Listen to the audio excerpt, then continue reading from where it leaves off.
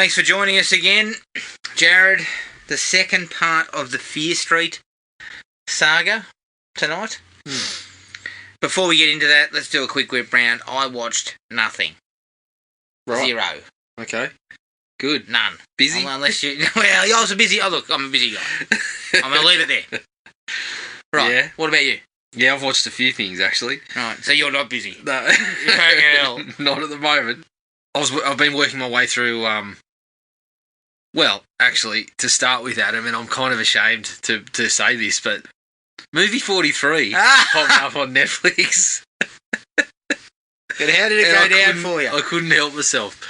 Look, it's a fucking surreal experience watching it because it is fucking loaded with talented actors and actresses, and some of them were pre-fame, correct? Yeah, a handful like Chris of them. Pratt, a handful of them. People. Well, they still had a level of fame. Yeah, but they weren't who they are now. Possibly quite as big as they are now. But I mean, even so, she was pretty stacked. I mean, in that particular conversation, you know, the whole who should know better? Yeah. Fucking hell. Everyone should know better. I mean, Dennis Quaid. Fuck. You should know better. But there was a couple you've of times. Been in the industry for years. You should know what a turd smells like. There was a few times where I had to stop. I had to fucking pause it because I was fucking breaking out in these uncontrollable fucking giggling fits. But it wasn't related to the material. I just kept... I mean, to give you an example, the sequence where Chris Pratt is fucking layered in a pile of his own shit and we get a fucking fart gag and him making these pain sort of groans, and I'm sitting there, I just fucking broke into this uncontrollable giggling, just thinking, why did you say yes? What did you say yes to this for? Didn't Richard Gere's one consist of a female iPod that chops your fingers off? Yeah. Honestly. Again, how many years have you been in the industry, Richard? Oh, it's unbelievable. And how was Hugh Jackman's performance? Look, I will say I did have a couple of giggles, but again, it was a combination of, yeah, this is kind of amusing, but it's an obvious gag, and how did they get you to say yes to this? I mean, Kate Winslet is giving it everything. Well, she's a professional, mate. She's professional. That's what you can get, you know, that Winslet will give you 100%, even if Hugh Jackman's in front of her with a scrotum on his fucking chin. I don't know. It was a surreal sort of experience. I mean, the bit where he is attempting to eat the soup and he's spilling it on the ball bag on his chin. It's probably the low point of his career. Oh, for God's sake. I mean, a few more of these people should have spoken to George Clooney. What are your thoughts on this, George? Are you going to do it? I mean, the thing that I find highly amusing is everyone else couldn't seem to tell these blokes, I'm not interested.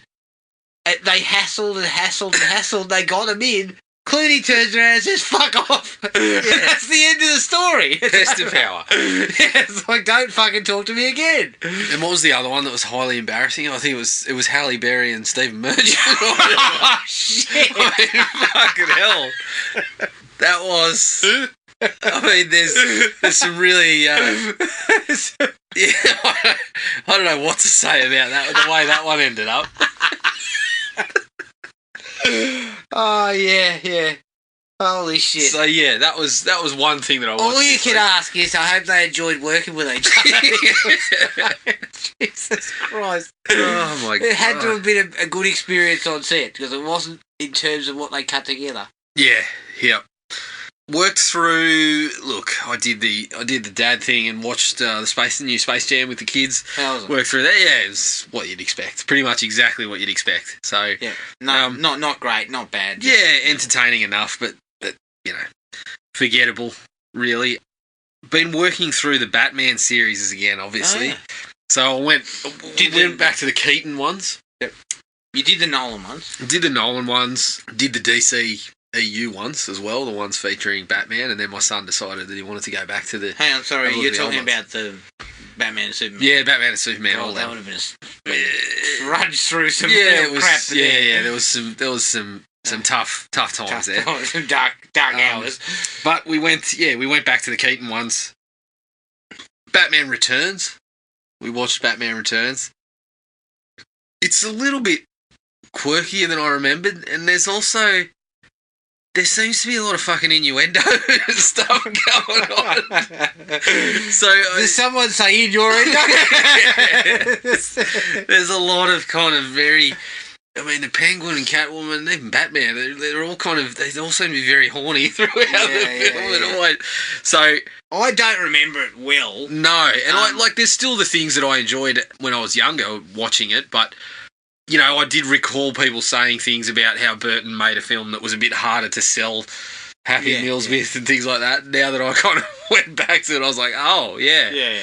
I do. Is. I mean, I remember not really being a fan of the Penguin stuff. I was a huge Catwoman fan, obviously. Still am. But yes. Yes. But I just remember the Penguin stuff being a little bit kind of drab. Yeah. And I think Returns is where we start getting fucking dual villains and shit, and then the next one we've got 3 villains. Yeah, but look, that's not Burton's fault. I thought the dual villain stuff could have worked out all right. What's Burton's fault? What part of it's Burton's fault? Probably the horny villains. Plus everything's got a bat symbol on it too. Burton liked to play sort of fast and loose with character. Yeah, he wasn't going to sort of conform to everything. Yeah, and I think some of that's okay, but at certain points it's just like, if you got something that works. When Batman becomes a sleaze, you know you've probably stepped too far. Yeah, I mean, I didn't necessarily dislike the whole take on the Catwoman, but turning it kind of supernatural was a little bit of a different sort of choice. That's a very Tim Burton kind of angle to it. So yeah, there's a few things. I much preferred his version of Gotham. I can tell you what Tim Burton does bring to the Batman movies, and it's the worst Commissioner Gordon in the whole. Is that Pat Hingle? That's Pat Hingle. God damn it! I wish he was doing that. Because Commissioner Gordon is just, he means nothing to those movies. Yeah, I know. He's far better in the Nolan films. Yeah. But he's not Commissioner Gordon. Even in the DC EU stuff. Isn't he he's just better. Detective Gordon? Yeah, he works his way up in the Nolan ones. But I mean, in the Burton ones, he's essentially there to mate, if someone's giving me a choice of Gary Oldman or Pat Eagle, I think it's a fucking lay down misère. I'm taking Gary Oldman. So yeah, that was what was going on there. Obviously, we moved on to Batman Forever. What was did you watch the first Batman? Yeah, we watched the first one. That's still good, isn't it? Still holds up pretty well. How's Nicholson? Nicholson's good. He's just exactly what you kind of wanted. I mean, he's just. Again, it plays a little fast and loose with the mythology, but I didn't mind that one so much. He's just got shitloads of screen presence. Yeah, I think that's part of what. And he kind of takes it in his own sort of direction, but it is this kind of off the wall, kind of crazy. I mean, it's enjoyable. It's a good performance to watch. So that one still holds up the best out of all of them, I think. Batman Forever. Buffoonery. Obviously, we started to soak everything in neon. Val Kilmer. Putting it out there, I think he might be worse than Clooney as Batman, possibly. Nicole Kidman. Bad choice. Even hornier than fucking everyone else in the series. Hell.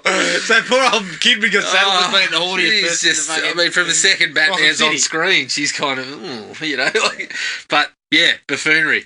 I mean, let's talk about buffoonery. Tommy Lee Jones, for a man who does not sanction buffoonery, he acted like a fucking buffoon. Yeah. And pretty much...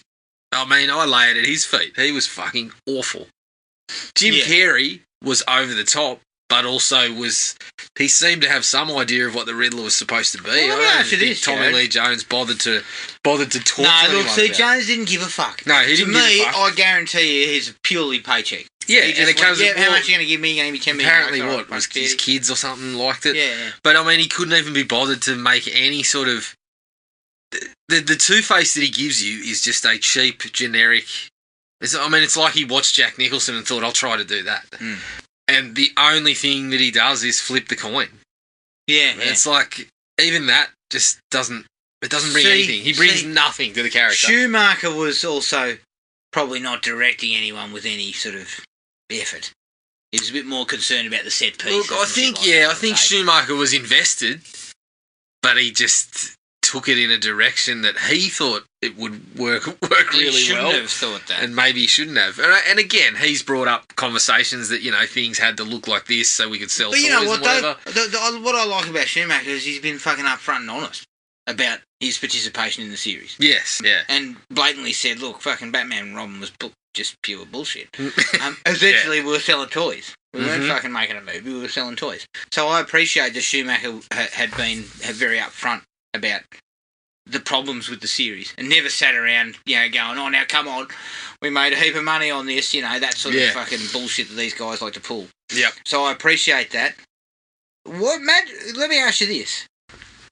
If it had been the Riddler that we initially were after, which was Robin Williams, would that have been a better fit?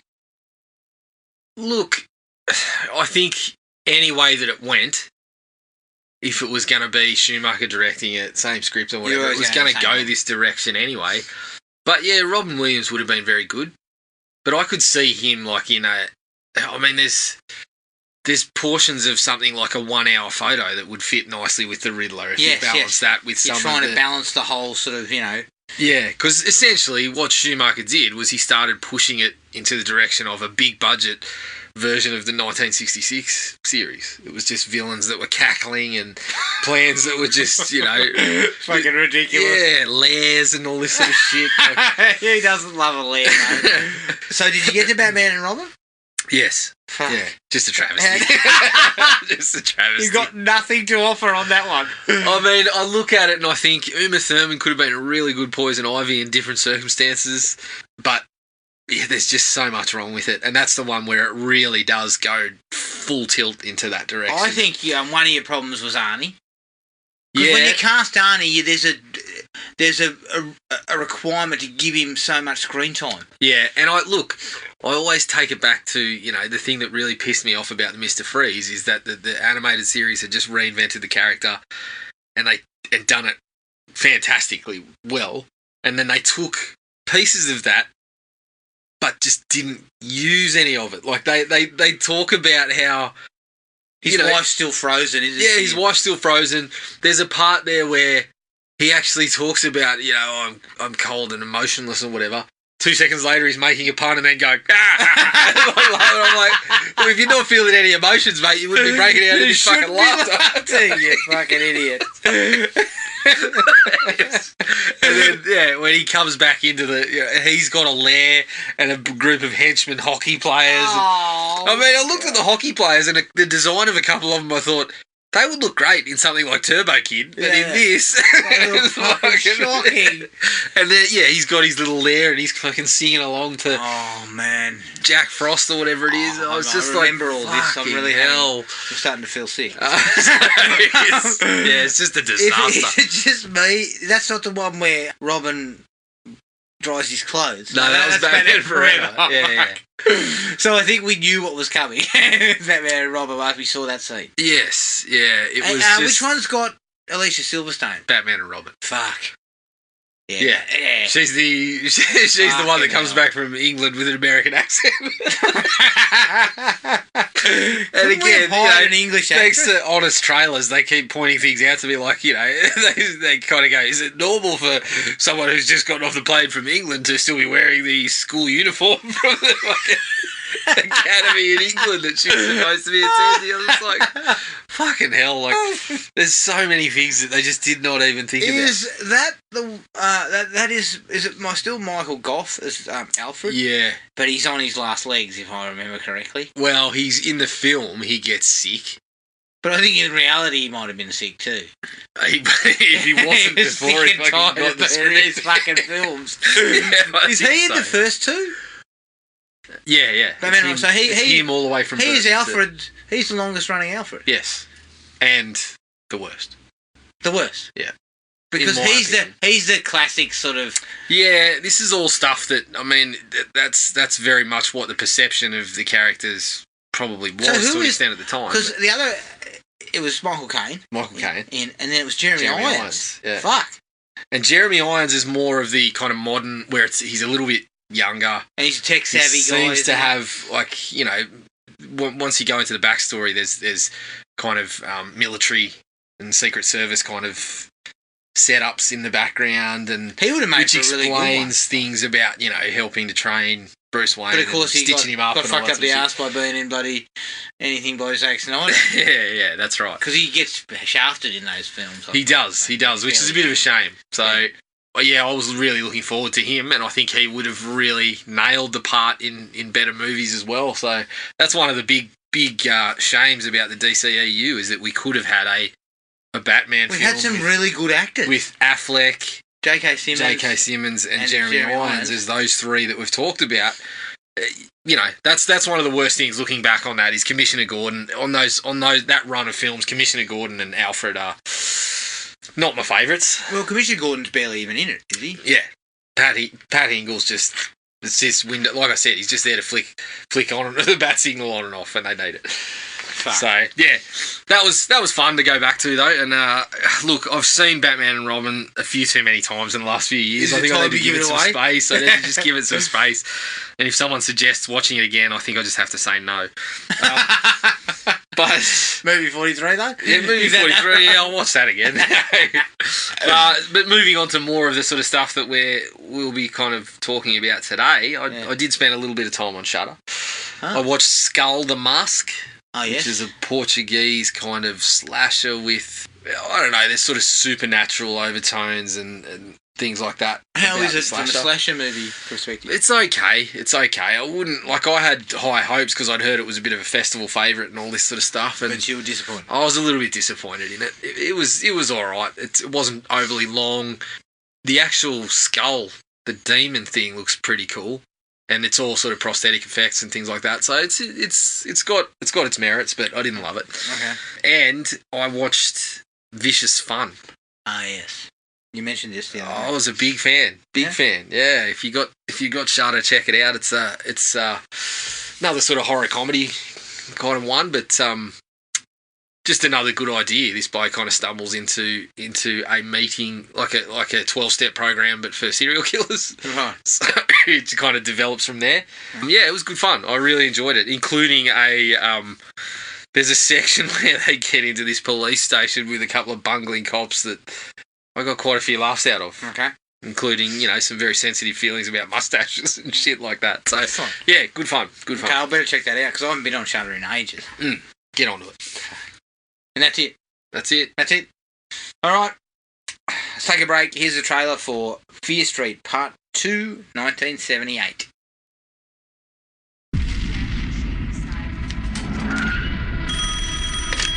Hello? It's not over. You are our last chance. How do we end this? You have to go back to 1978. The first day of camp.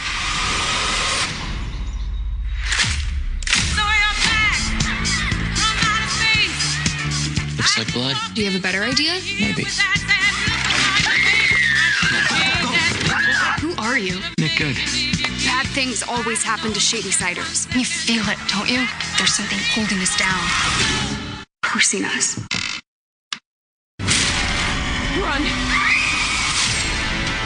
One way or another, you're gonna die tonight. There it is. It's not just a diary, it's a map. I'm not letting you die. My sister's still out there! Go, guys, go! We can end this.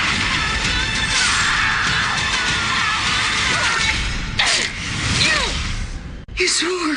It's becoming a habit. I'll survive. I will survive. Hey, hey.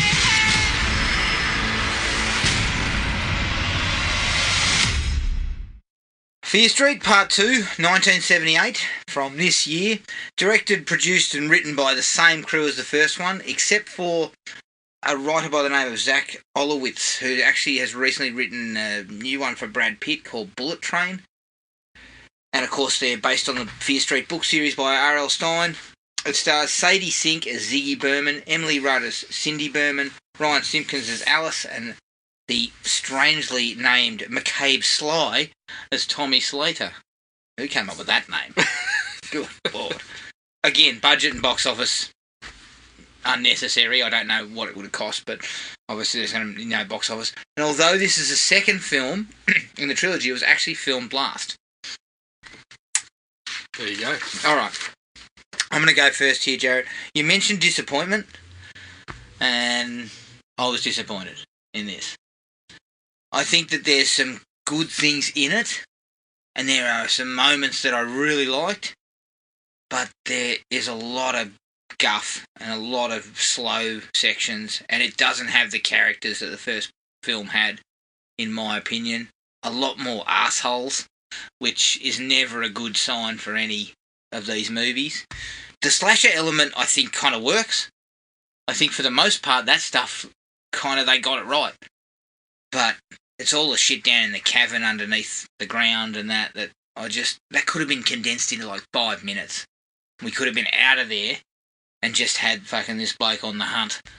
And we would have known what was going on, and we would have had all the supernatural elements and everything in play and in place.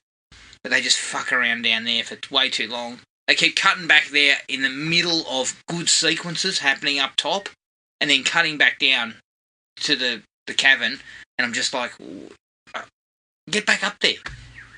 So I was quite disappointed in this one, because I felt this was the one that should have been the easiest to mine. The nostalgia is still there, and there's some cool nods to things like Stephen King and stuff like that. But overall, 2.5. I've got concerns about what the third one is going to end up at. Right. All right. I'm a little bit different. I feel they're 2 for 2 myself. I feel like the thing for me was when it opened up and we went straight to the supernatural stuff, straight to the witch stuff, we got into the camp, and that was kind of a primary concern. I think I just took it early on as there was a point where I just said, okay, this is not going to be as slashery as I thought it was going to be. No, and I accepted that. So once I got past that, I was okay. There was certainly some points early on where I was feeling it was dragging a little bit, and I have a bit of an issue with some of the characters as well. And the lack of kind of relationships that they developed in the first one, or the way that they developed them. Yeah. But I felt like it got stronger as it went along. And I think that the second... Definitely the second half was better. I felt it was better. It had more of the slashery elements, yes, but it also had the better relationship building. Yeah, it did a little bit better things. For the characters. Trying to throw a couple of twists at us again. So I settled on... It's going to be Snake Eyes. Snake Eyes! I settled on a 3.5. You settled on Snake Eyes. Because I still have this excitement level for the next one.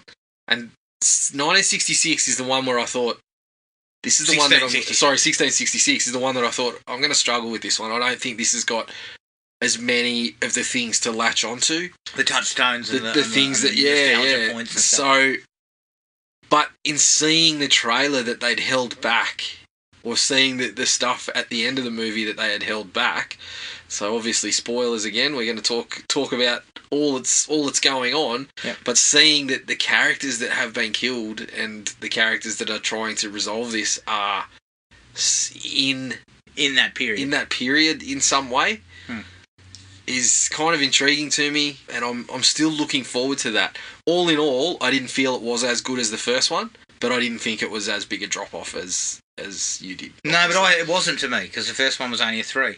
So the drop-offs are the same as yours. But, yeah, so... It's just that, to me, the first one was not as good as... Is it 3? I thought you gave it a... No, I gave it 3. Gave it 3. And then this one's a step down, which is exactly the same. So we're both, in the sense, saying that this one's not as good, but there's just higher levels to it. As far as the likes are concerned, quick reintroduction. Yep. Come back to where we ended the first one. Yeah. C. Berman then starts telling us the story. Yeah, and it's then a we wise go move. into it. They Wise know move. we should have, that they know we've watched it a week ago. Yep. It's like an episodic TV, basically, just short and sharp. And it just works perfectly to just get us back. And we're into 78 within what? About 5 minutes? 5, yeah. 5 or you know, 10, 5 maybe minutes. max. So I like that. With no beat around the bush, let's get in there. They quickly establish some characters in terms of Ziggy's an outsider, Cindy's the goody two-shoes, Nick's there, Nick's there, and he's sort of, and his brother, and the bitchy girls that are there. And that whole little thing about her being a witch and they sort of string her up and everything like that. I kind of liked the way that was done. It was quickly done. Yeah. And just gave us a sense. And then I love the way they whipped through the camp. Yeah, well, that was one of the That was one a of the best nice parts little of the place. It was like just sort of cruising feels through. Cool. Very Friday the 13th vibes, obviously. Yes. I mean, we've got an archery range there. Yep. But I also like that they throw it into a camp that's in full swing. Yes. Because we don't see that all that often. Yep. You know, there is certain movies, thinking of something like Sleepaway Camp that I watched pretty recently. There is certain ones you get where the camp is in full swing, but having the kids going through their activities and the counsellors and the kind of it was just something a little different, and I like that too. And sort of, I really liked the fact that the colour war. That was the night that everything happens. Yeah. So everyone's hiding out. There's the whole, you've been captured and you're in jail, and so there's a big event happening when our murderer's on the loose, which I thought, again, perfect way to put people in peril, split people up. It's dark. It's at night. And I kind of dug that, the fact that they went down that road. And it helps to, I think, if I'm not mistaken, it was like the same colours that they were wearing in the football game, stuff like that. Yeah. So they stick with that. Sticks with this whole kind of class divide that they're going with. The period detail is excellent. The way they give us the 70s and the campground and everything there, production design is superb. They do a really, really good job there. Yep. The scene with Nurse Lane, when she's bandaging her up and she's fucking talking a mile a minute and bandaging, making it tighter and tighter and tighter. I actually thought that was quite eerie. The way she was kind of talking and not looking at her and everything like that. Yeah. I thought that was really cool. It was nice to sort of have that kind of almost like Crazy Ralph. She had a touch of the Crazy Ralph. Yes. Better actor. Didn't go like a fucking idiot. Like Crazy Ralph does. Fucking hell, shots fired there. It's got a death curve. Yeah, no, I like that as well. And I thought it was an interesting tie to the character that we'd seen in the previous film as well. Yes. And then that sequence where she basically attacks Tommy with the knife. Again, same thing. She sort of comes in, she's rambling and almost like looking straight through him. I really liked those sequences. I thought that sort of brought out a little bit of that sort of creepy vibe. Yeah. Which was good. You needed a bit of that. Yep. I thought the relationship between Nick and Ziggy was a big strength of the thing. Because I felt like there were some issues with some of the other ones. Yes. But I felt along the way that these two characters coming together was one of the parts that you really actually did care about through the film. Look, I'll say theirs was much more natural, and it delivers later on. Yeah. Much better. None of them are at the level of the first movie. Well, see, I felt this one actually was. I thought this was... So the idea that he's going to be the sheriff, and we know that. Yeah, I mean, I like that again, touch. they're playing with some notions that we've got. So when he kind of meets her halfway and tries to make the effort to connect with her and that sort of thing, it was pretty good. And it was so there was a bit of rebellion from his part, and I just like their conversations a lot more. I mean, obviously they're dipping some exposition in there, but the stuff about Stephen King and all that sort of thing. Yeah, that was cool. I really felt that was the best one of the lot.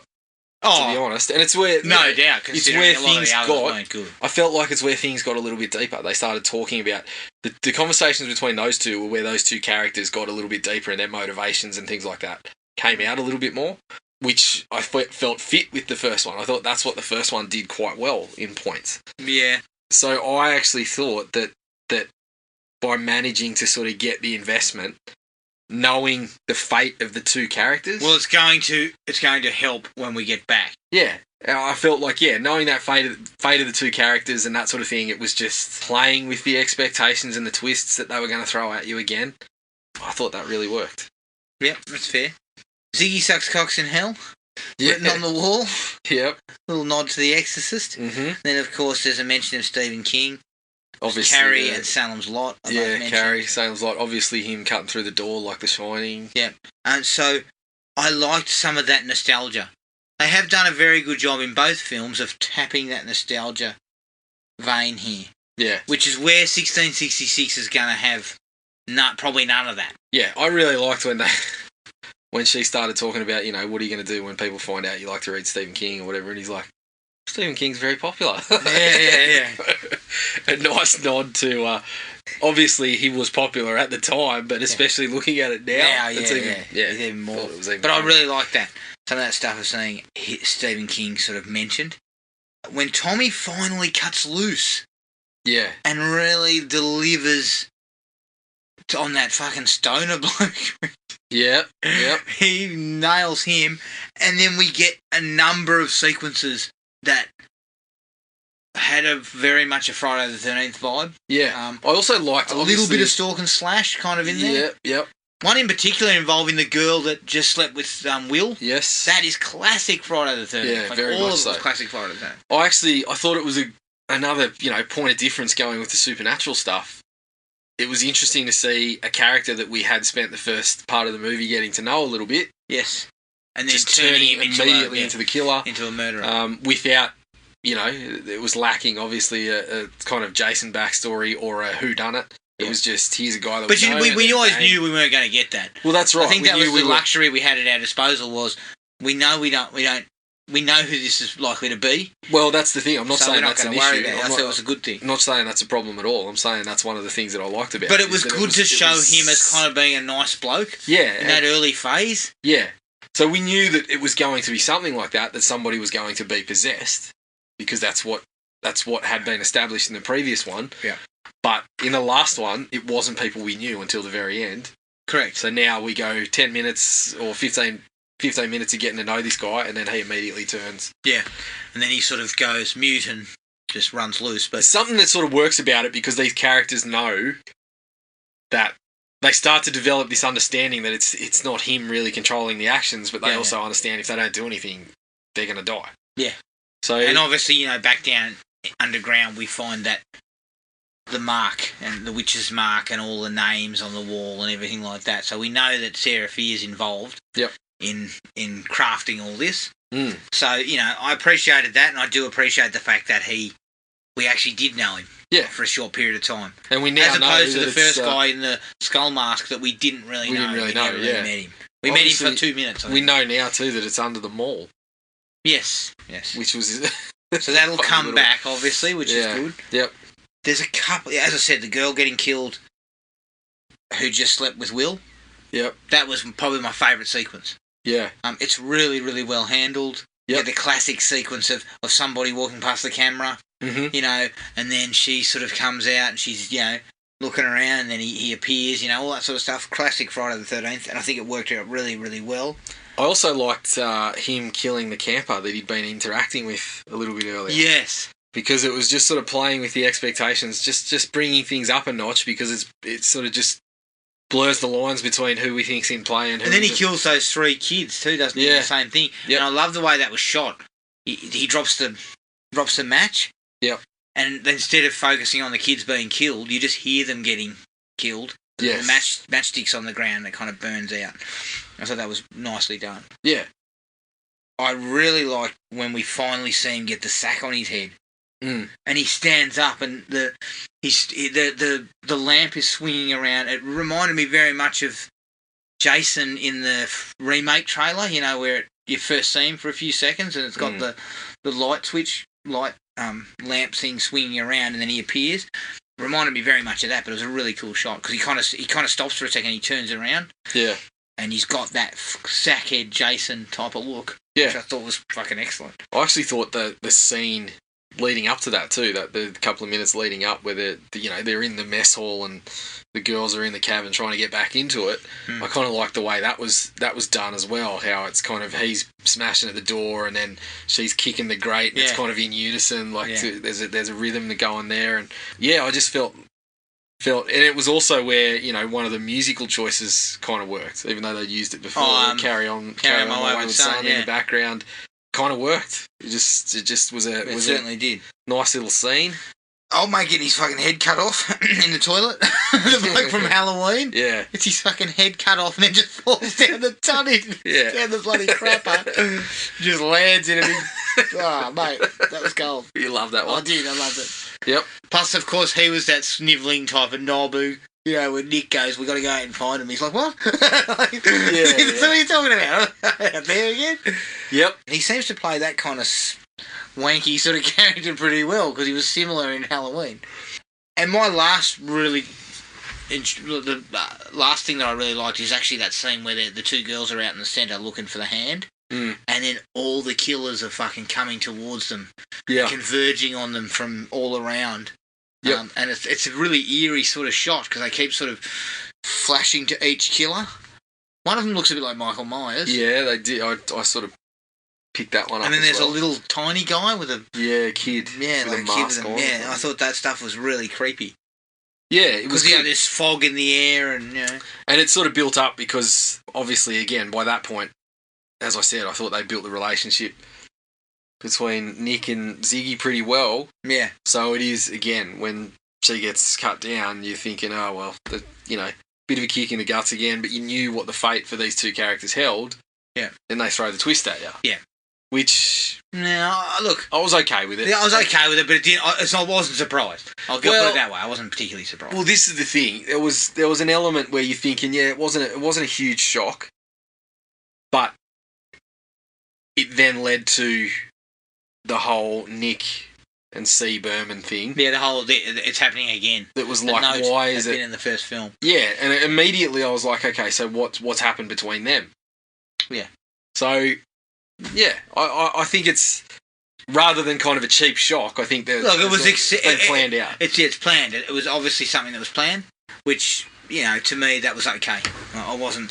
Certainly wasn't unhappy. And the scene in general, I think the director just does a really good job of when it comes down to those ones, when it comes down to that final kind of showdown, she's done pretty well with both of them. Obviously, we had a couple of issues with the supermarket one and the plan and what they're sort of going through, but in terms of them being exciting sequences, they both were. Yeah, they were. I think she's done a really good job with that. Oh, look, as far as some of the set pieces are concerned, the direction is top notch. For somebody who does not have a large resume, if I'm led to believe, I think she'd only made one other film. So this is somebody who's not a established director who does a really good job with the material. I think at the end of the day. Did you have any other likes for you? No, that was it. All right. You mentioned the mic drop. And the songs in the first movie, it's in fucking full bloom here. Yeah, well... I mean, it's even worse this time The funny around. thing is, it feels like it's overdone, and then it just stops. Yeah. And they finally get to the score, which I actually liked. The score reminded me of Friday the 13th. Yeah, like there's a run... Seriously, there's like a minute songs. where there's like a minute of screen time at one point where there's three, one after the other. Well, they immediately open with fucking The Man Who Sold the World. Yeah. And I'm like, do we immediately have to start with this? Yeah. Then we get to camp and we're into everything. Yeah. Every song from the 70s is given a run. Yeah, so it's like the start of the movie. It feels like the first 45 minutes. It's in overdrive. Yeah. And then it just slows and we don't get it. Seems like we don't get it again until Carry On My Wayward Son comes back. Yeah. Which is almost like half an hour later or more. Yeah. 40 minutes later. And I think that's probably why the later one works better. Yes. It works because they didn't have it for a while. And the great thing about that one is they actually use it in the scene. It drops out, remember, when she's coming up behind him. Yep. And he hears her. Yep. So it works. Yeah. So I like the use of it there. It just, they can't help themselves. No. What are they going to do with 1666? Yeah. Well, maybe that's a good thing. Yeah, I think they won't have this at their disposal to do it. It'll show a bit more of the original sort of stuff they're going to have to put on there. Look, the early going is a bit of a slog. Yeah, it spends a lot of time kind of slogging around, and it for me when your characters are not very interesting, which a lot of them weren't, unfortunately, for me personally, you know, they were very generic. I think what I liked about the first one is you had your generic characters, but they played with them, and they let us get to know them and find a sweet spot for them. So it feels to me like what they did is they got a bit mixed up. It seems like they were trying to get the connective tissue with the last film and the witch stuff going, but in doing that, they left the slasher stuff out for what I felt was a bit too long. Yes. I thought it should have kind of been a bit more back and forth at that point. And what you're saying about the characters, I agree with until the second half. Some of the characters who suck early on, and I really just couldn't get along with at all early on, get a bit better as it goes along. They do, but now, I mean, the thing that I think was happening was it feels like they wanted to go with those broad strokes, generic people like you had in those slashes, and then build them up. But it seems like none of it's happening for 45 minutes. Yeah. Which is a bit of it's a problem. But even a bloke like Will, I mean, that motherfucker needs his comeuppance. You know, like, he's such a prick of a character, and then he actually disappears for a while. Yeah, I see the thing that... And then he comes back, and I'm thinking, he's going to get it. Right here with the girl. But this is the Sunnyvale stuff, right? I know, but I'm thinking that this is the thing. It's so obviously we've got some ideas about what we think might happen down the track, but it feels like it was a choice to make those characters like what you got in those old slashes. Yes. But there's a reason why he doesn't die. We may see him later or something like that. It's because it's because they've made this sort of this difference between the Sunnyvale and you think there's a reason behind it? Well, I think there's a reason behind it. I think they were showing those characters as like, yeah, this is the rich prick that treats everyone like shit that we get in some of these movies. But he's from Sunnyvale, so he's not going to get killed. Same with the chicks that were treating Ziggy like shit. Yeah, it's a bit of a problem because we think we know what to expect from these things, and if we don't get it, we're going to be the ones that survive. So if it doesn't turn out to be the way we expect, it could be even more of a, you know, kind of like... Yeah, so I don't know. I felt like maybe the Sunnyvale people that were going to survive, maybe they did need to either drop some of them and spend a bit of time fleshing out the ones that we did have, or... I don't know. I know, it just felt like this one's not as well handled as far as the characters in total. I think I would agree. I don't feel like it was totally successful. I feel like we get a sense of what they're going for. And again, it may look better when we get the three films the whole as the package together. But which is one of the negatives, I guess, of having a trilogy that we haven't already seen. It's going to be a totally different experience when you get the whole package, and you can marathon the thing. Okay. You can sit down and have a day and say, right, I'm going to watch all three of them in a run. But yeah, I'm not totally disagreeing with you. I think the character work is not so great. And a prime example is Alice and her boyfriend. I mean, there is just... So her boyfriend seems like kind of what Simon was in the first one, where he's carrying on like a bit of a deal early on, but he's kind of funny, and then you get a bit of shade to him. But even though that guy was never going to get the time to get those shades, we could have had something to like about him. Yeah. So, I don't know. It's... I think there was probably more characters too. Yeah. So you were, in essence, trying to spread it, and it was a little thinner, and unfortunately, you don't get what you get in the first movie, is that you actually cared about those four kids, and you wanted them to survive. And Alice and Cindy sort of going head to head for the first... Yeah, and then suddenly... Almost an hour. And then we're like, remember those days when we used to hang out together? And it's like, what the fuck? There needed to be more lead up to that. Yeah, we need... You know, they can be taking shots at each other, but there's got to be something there that says that there's got to be something shown to us that kind of says that they're both still hurting about this or something. For me, and this is my personal take, the stuff down below between those two should have been condensed. They're down there for way too long. We could have got all the stuff we needed in 5 or 10 minutes and then had them come back to the surface and we'd be back into Tommy cutting loose, and we'd be fine. Yeah, the movie would probably be 10 minutes shorter too, which is probably a good thing. I think it was a bit too long. I don't know if it should have all been condensed, but I probably would. But we still could have got the heart thing. Probably would have spent spent less time in the cabin. Yeah, but I feel like some of the relationship stuff that happens and probably extends the time that they're down there probably could have happened upstairs in other places as well. Yes, exactly. So you could have condensed the material and moved some of the character pieces out of there, because I just felt it sapped things away. As Tommy went on a rampage, the film's firing on all cylinders for me. And then we go back downstairs for fucking 10 minutes. And I was just like, But see, some of that was the necessary shit, I guess, that they've set up. Yeah, and you had the witch and all that stuff. You had to go this balance between what's going to happen, because we've been sort of promised that C. Berman is going to have some answers to this. So they're kind of filling some of that out. But yeah, I agree that some of it could have happened in other places. Yes. Could have got some of that stuff out of the way and gotten back upstairs with the knowledge of what was going on a little bit earlier. Exactly. And I think it would have streamlined.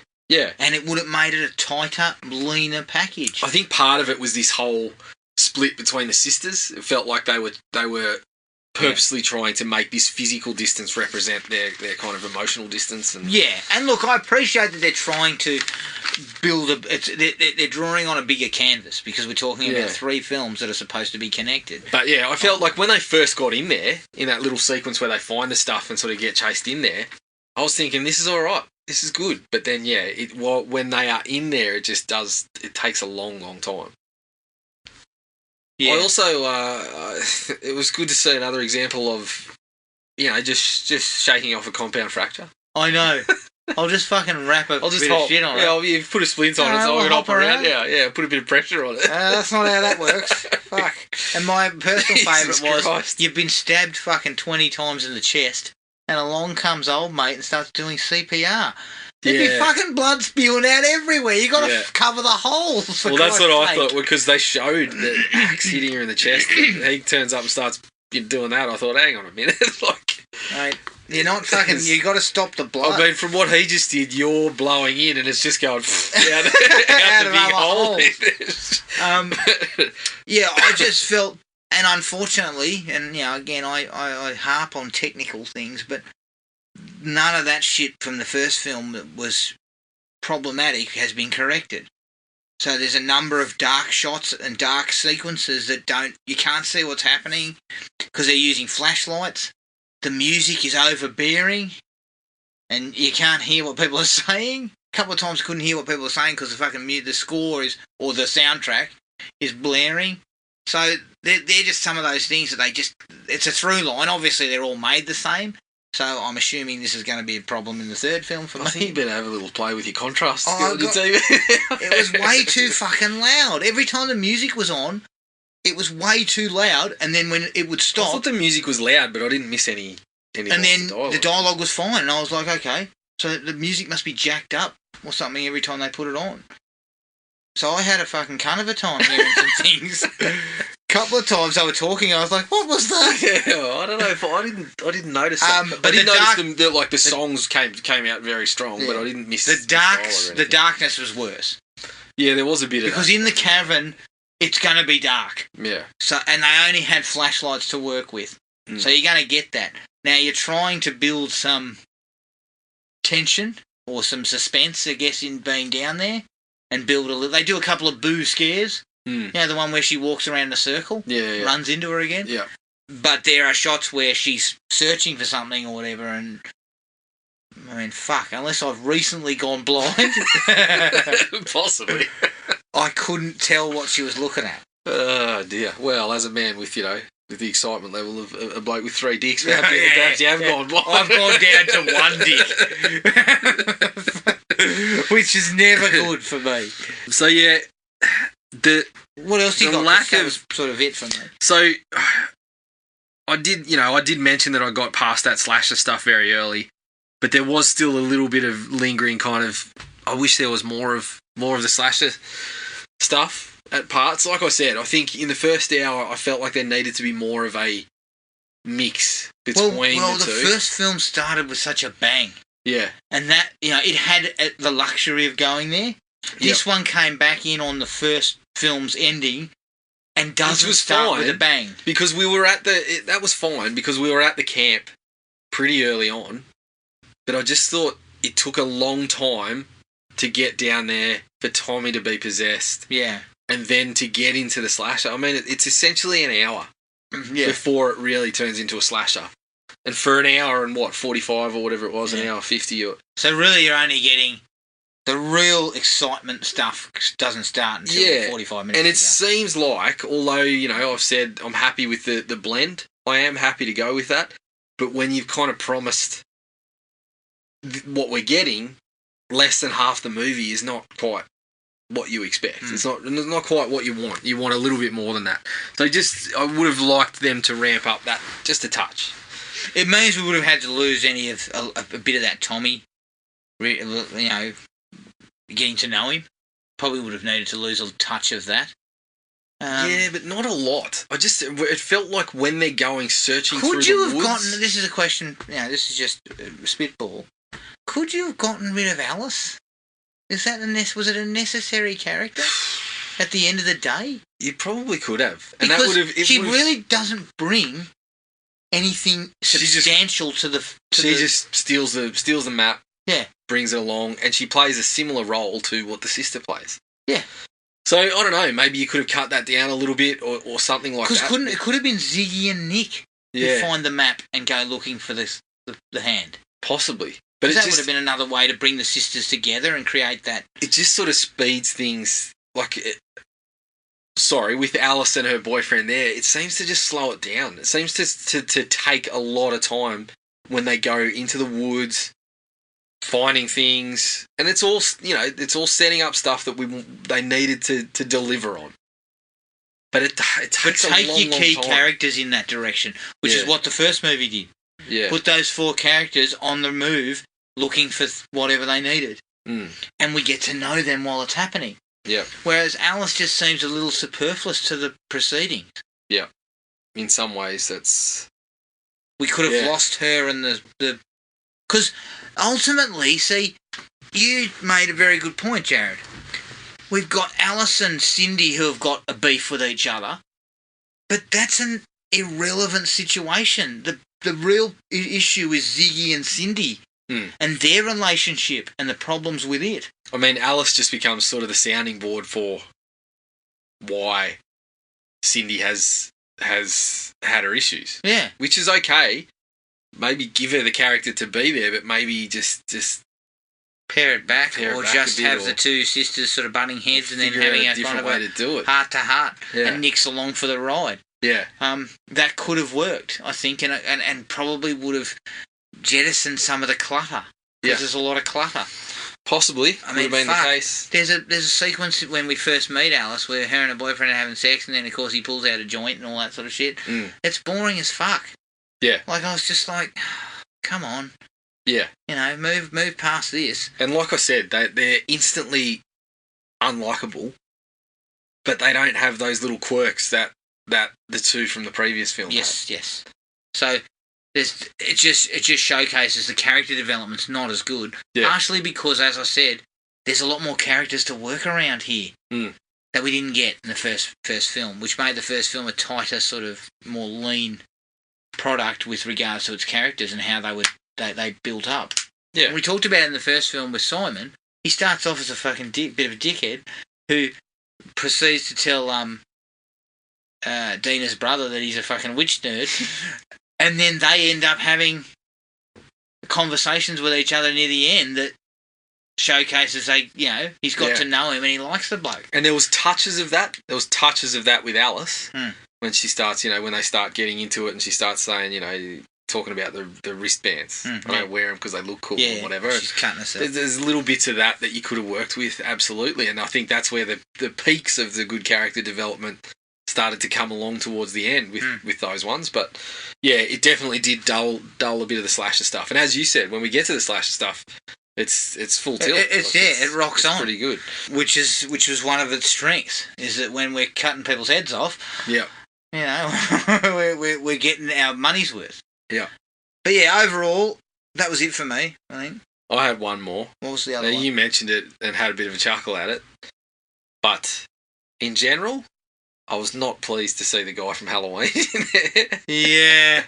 I mean... True, I remember when his time- fucking face came up, I was like, oh, that guy. Yeah, as soon as he showed up, I was like, oh, fucking hell. You know, we're not going to have to put up with this bloke. I mean, he seems to... I mean, I think he sucks. I thought him being in this was Did you think he sucked in Halloween? Yeah. Yeah, look.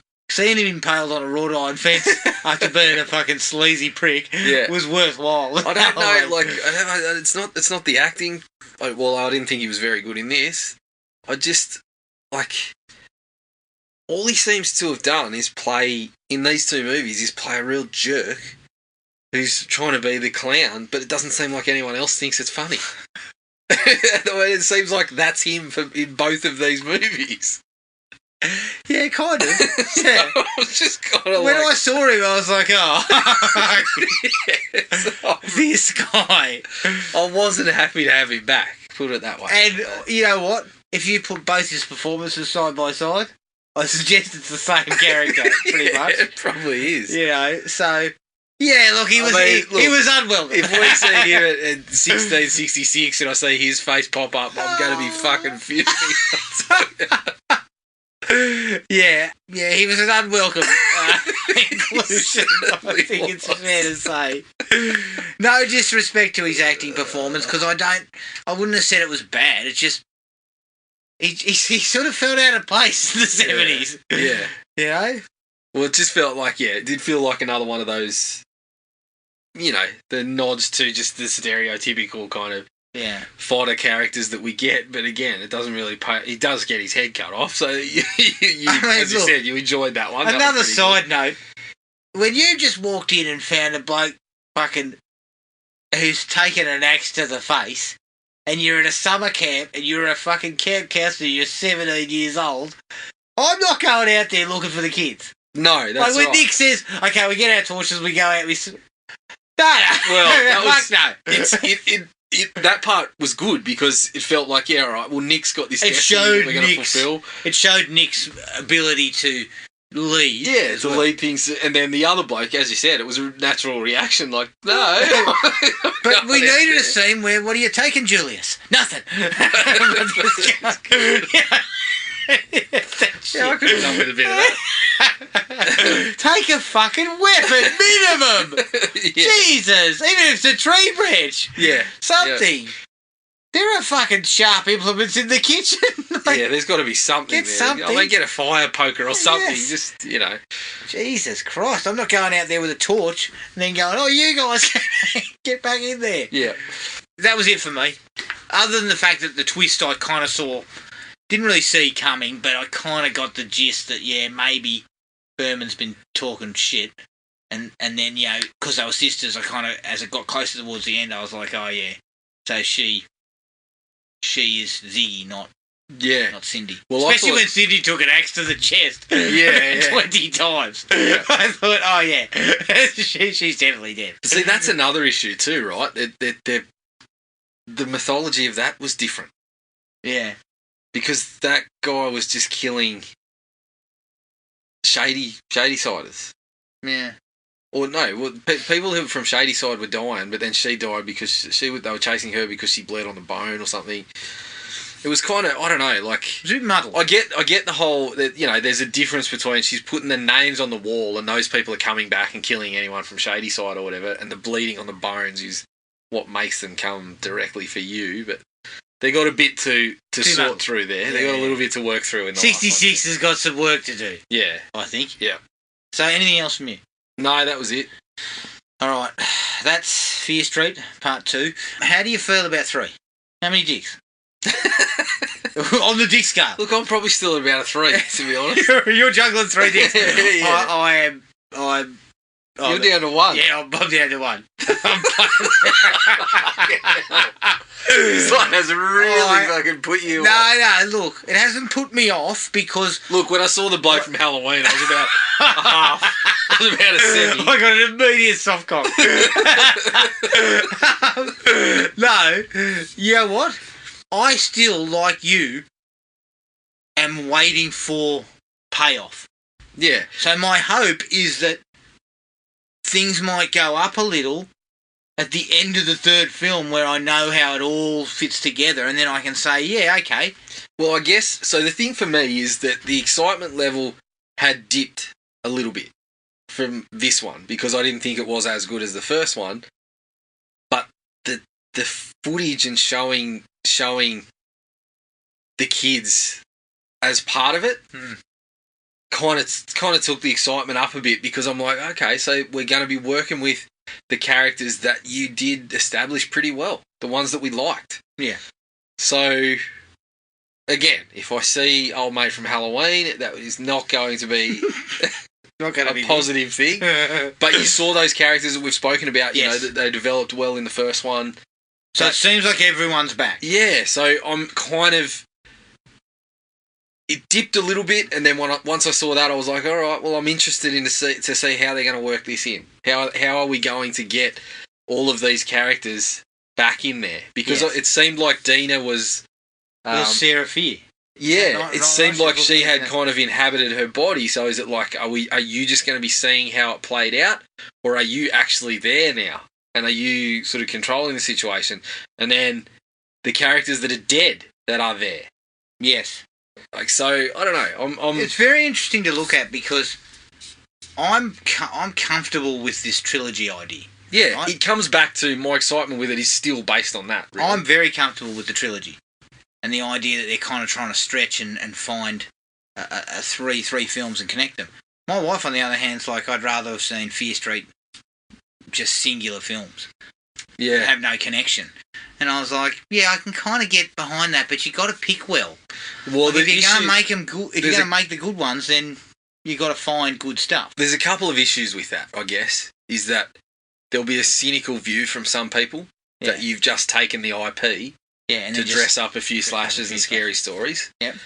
The other issue for me is if you're adapting straight from Fear Street books... No, you got work to do. Let's not forget they're pretty skinny. Yeah, you got work to do. But what you could do is take one of the books and then build it. If but the problem is, books, the same problem applies. The books, they were generic. Like, all of them are fucking generic. That's right. So you're not finding quality. So I'm seeing this as a... Like, I love it as a creative attempt to do something a little bit different. Yes. Obviously, it was going to be a cash grab. Initially, when they were talking cinemas, it was going to be three films within a month of each other. Right. So, obviously, there's a bit of a cash grab element there. Mm. But I actually really dig the idea of doing that and building this kind of excitement over the three films. And I feel like, from what we've sort of seen, that they have put in the effort to make it more than just a cash grab, more than just using the Fear Street title.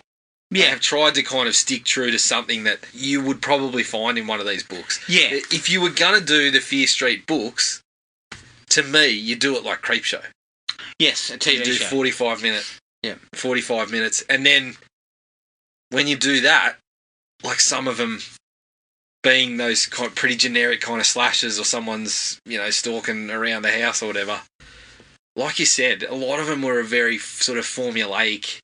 See, but that's what this point thriller stuff at HBO Max I think is going to be more of. Yeah. Like Creepshow. And they're going to adapt some of that stuff into short little sort of bite-size films. I think I agree with you. I think if you go back through them, you'll find a lot of similarities. I mean, as you said, R.L. Stein's fucking... His team of ghostwriters. He's forgotten storylines and fucking written them again. Yeah, He's exactly. written that many books. And, the Fear Street books... And again, I'm not saying you definitely need to take them, because, as I said, I could have read one called fucking Wrong Number and then another one called Secret Admirer. And they'd have fucking been identical. I can tell you. Yeah. Somebody's leaving dicey notes in fucking Cindy's locker. That kind of shit. Well, That's there is not one gonna of them. cut it. I believe there is one of them. I can't remember the title of it. That's essentially, I know what he did last summer. Yeah, like the setup is almost identical. Like Exactly. so, you run into those issues, and I guess that's where that kind of cynical sort of you've just dressed up a couple of things that we already things that if you're doing movies of them and you have to flesh them out. Yeah. People are just going to be saying you use the IP to fucking push your shit on us, basically. But it would be interesting to see someone take one of the ideas, basic, and then flesh it and give it character and stuff. Because I just think if you're going to do part of what R.L. Stein's books were lacking was fucking character. Yeah, I think if you're going to do that, then you're going to stick true to what people were taking from those books. They've got to be short. I think you can't punch out 90 minutes without essentially have to write half an original movie. Yeah. I think they went the way they've gone now because the Fear Street books in their current format were not gonna it was nostalgia pieces for people like us. Yeah. This is like taking the IP, using the key part of it, which is Sarah Fear and Shady Side, hitting the nostalgia, and then trying to place this thing around it, right? And I think that's actually a worthy idea. I'm comfortable with what they've done. Yeah, totally. I'm not unhappy with what they're trying to do. Yeah. I just think that the excitement level's lower for me and I haven't been as impressed as I was hoping to be. Yeah, I think it's... but again, I don't know. I want to see payoff. I want to see what the payoff is. Yeah. And if the payoff meets what I expected, then I can look back at the films and go, well, okay, there were parts that I didn't like, but I can see why they were in there. Yeah, and I think reconnect it. I mean, I'm in the same boat. We're essentially in the same position. Where at the moment I'm feeling a bit better about things, but it's all going to rest on the third one. Yeah. If the third one's a shit show, third one's a shit show. We'll be back here next week, pissing and moaning and saying you should have done single films. Get rid of the IP. You've had your go. But yeah, I think when you go back, especially when you look at Goosebumps, right? Goosebumps did their TV show, and they adapted stories. Some of them were half an hour because they're skinny. Fear Street was similar. There's not a lot to them, so I feel like if you're doing that, I'm still interested in seeing something like that. I'm still interested in seeing some of them adapted. Another way to do it would have been to have totally new stories based in the Fear Street universe, so Shady Side, and you're taking current day sort of stuff and adapting it into horror films and what have you. So I feel like what they've done is which they might actually end up doing. It's possible they might end up trying to do something like that as well to continue the Fear Street films on Netflix. They might decide, well, shit, we'll do a couple of standalones. So what they've done is essentially like what we're saying. You've taken a Fear Street book. In this case, they haven't adapted the books, but they've taken ideas that could be in the books, so they can mould it to this movie homage idea. And they've had to write original movies, which is what you're kind of going to have to do with the material if you're going to do it as a singular. So film. I feel like what they've done is pretty much that. They've tried to do the Fear Street book idea, wrap it around in these three movies. Because if you're making movies, obviously movies take time to make. So you're going to have to do a lot of them in quick succession, which is probably putting people under a lot of pressure. If things don't work out well, you need a good solid writer's room. Yeah. Or they're going to be really spread apart. Well, yeah, agreed. Which is okay. I mean, that's what they're going to do here. They're going to hit us with three, which so far has been an enjoyable experience. And if it works, they might do the same thing again. Or they might say, let's try it again with one movie or whatever. But I just think, adapting the original stories, it's like if you do one and it doesn't pan out, then you might be in the shit from the get-go. So I feel like they just said, let's take a big fucking swing with this. Does anyone know how many viewers were on? Do you have any idea how many viewers hit the first one? No idea yet. I want to check that out. I don't know if Netflix has mentioned the numbers. They generally mention them when they're really big. good. I don't know.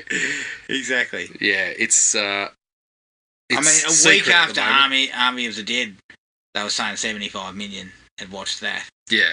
So, all right. Well, that is Fear Street. We'll be back when the third movie is done, and we'll have a bit of an overall. We'll discuss the third film and then overall the entire series.